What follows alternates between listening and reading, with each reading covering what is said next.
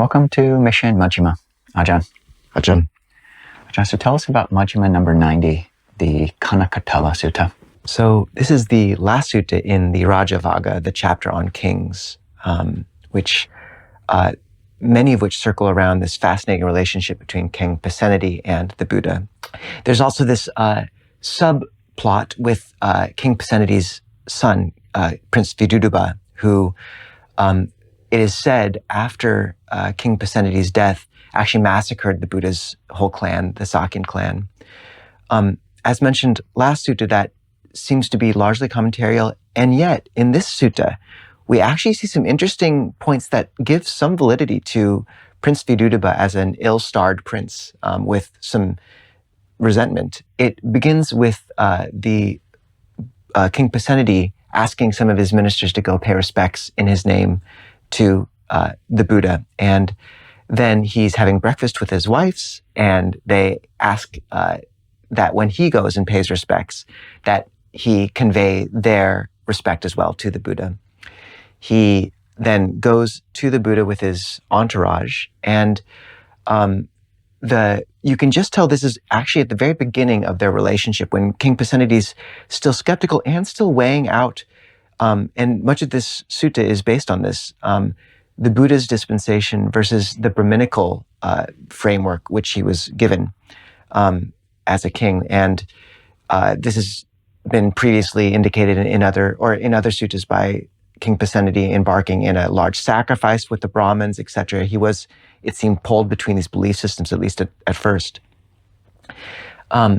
So he basically first asks if the Buddha indeed has said one thing he's heard reported, that it is possible for someone to know and see all things at all times, complete omniscience. The Buddha says, no, it's not possible for one to see and know all things at all times, although he does say it is possible for one to know and see a single thing at a certain time, but not complete omniscience at all moments. And King Pasenadi asks Prince Viduduba, who he'd heard this from, where he'd heard, and he references a Brahmin in the court who's summoned. But in the meantime, they embark on a very interesting dialogue where King Pasenadi begins weighing these Brahmanical beliefs about caste, with the Buddha asking, is there a difference between these four castes that were extant in ancient India? And the Buddha is it's interesting, if you read carefully how he answers the questions, he's delicate in how he answers. He's not too confrontational, but basically in the end, after some questioning, he raises 5 qualities, factors of effort, which are key and which actually distinguish individuals, namely one's faith, one's honesty, health, one's energy, and one's wisdom. And it's important to see that these 5 factors are something we can all cultivate, at least as much as our health will allow, but that they aren't these very far away things. We can all be honest. We can all try to protect our health. We can all be cultivate a measure of faith. And the Buddha says these are what actually distinguish individuals. And then uses a brilliant simile first of trained and untrained elephants and horses and the difference between those, and then one with the different, when King Pasenadi pushes farther and says, is there any difference between different castes who cultivate these? The Buddha says, just as wood used, like a wood drill, used to light fire, or a flame come from wood, would produce the same radiance and the same heat.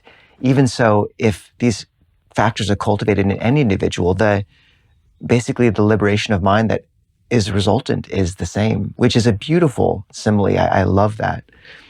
And then they kind of push farther where this can be a bit confusing at first, but King Pasenadi basically asks something akin to, are the gods, is Brahma eternal? Which is somewhat motioning to these Brahminical beliefs. And the Buddha, after kind of clarifying King Pasenadi's question, says that if they are defiled, that they'll return to this rebirth or return to earth. But referencing a certain class of gods who are somewhat enlightened, the non-returners, he says those gods will not return. Then there's a fascinating exchange between Venerable Ananda, who we learn King Pasenadi doesn't know the name of, so this indicates this is at the beginning of their relationship. He has a question and back and forth with Prince Vidudaba, who has a fascinating question which indicates some of his resentment of, can a defiled god bring down an undefiled god, which foreshadows the commentarial stories of him later usurping the kingdom from his father. And the Buddha says no, they're out of the kind of dominion. Finally, the minister who Prince Vidudaba said had spread this rumor comes. We learned that actually he didn't spread the rumor, it was Prince Vidudaba himself foreshadowing. And the sutta ends with actually King Pasenadi gaining a measure of faith, part of King Pasenadi's long path towards faith. And once again, the Kosala Samyutta Nikaya, chapter number 3, goes into many suttas with King Pasenadi and the Buddha, which are brilliant and a fascinating relationship. So, Ajahn, what would you draw out of this discourse? I think it's very interesting that in the background of this whole sutta, we've got this drama playing out of King Pasenadi of Kosala and all the intrigue in his palace. And we've got these characters who are just so tertiarily mentioned, like Soma and Sakula, and the man who is, kind of going back and forth between the Buddha and King Pasenadi's son, Vidudaba, and Sanjaya of the court. And there's this back and forth and lack of honesty and kind of, talk back and forth. And it's just such a different scene when King Pasenadi actually comes and speaks to the Buddha, and that all of that is so much in the background, and it's not within the suttas themselves, just not given that much attention at all. That's kind of, most of us are just so involved with the stories and the drama of what's on the TV, these huge, great men, quote unquote, of history. Whereas here, the Buddha is teaching the Dhamma, and that's what's foregrounded given the vast majority of the sutta, and the rest is just bit players, bit parts.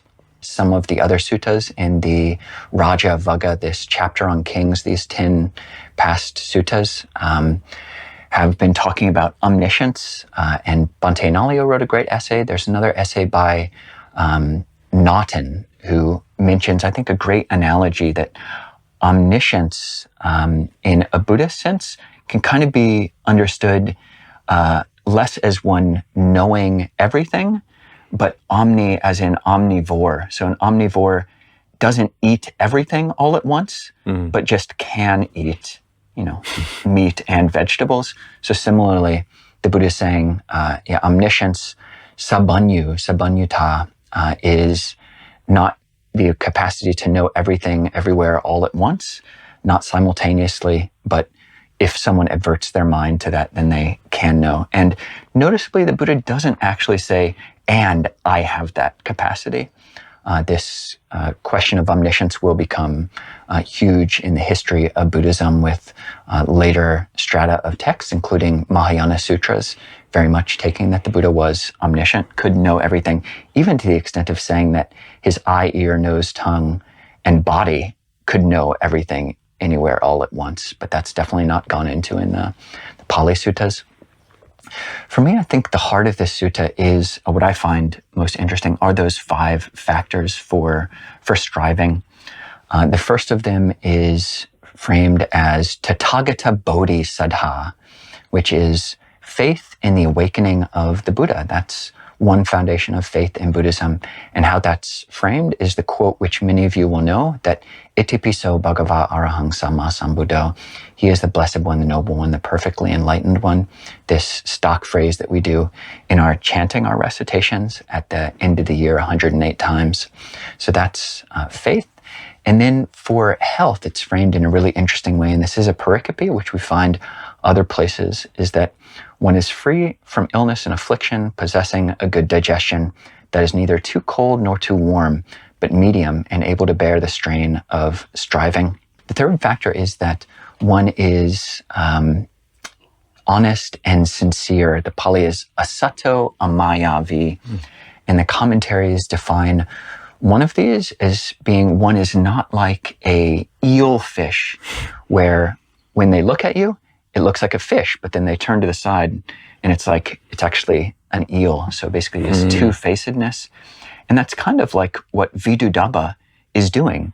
Either Viduddhaba probably or Sanjayi are just lying. They're two-faced in this thing. So things are not going to work out for them well. And we find the Buddha actually saying that it's not just matters of spiritual success that these 5 factors play into, but any type of success. Like if one wanted to be an elephant trainer, you have to have these 5 bases for striving. The 4th one is being able to put forth effort in abandoning the unwholesome, cultivating the wholesome. And the 5th factor is that wisdom, specifically the wisdom that sees the arising and passing away of things. And it's just fascinating that that would be foregrounded, that, the Buddha's awakening isn't super mystical. It's just the capacity to see the truth of the impermanence of things.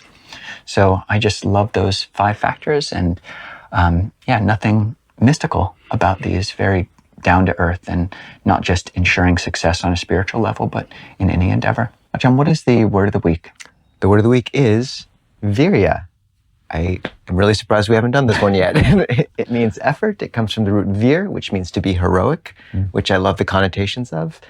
The Buddha actually classified his teaching as a viryavada, a teaching of effort in some cases. So skillful effort is key to the path. All right. Well, let's all put forth a lot of good effort this coming week, and we'll see you over on Zoom in just a moment, or see you next week for Majjhima number 91. Ajahn. Ajahn.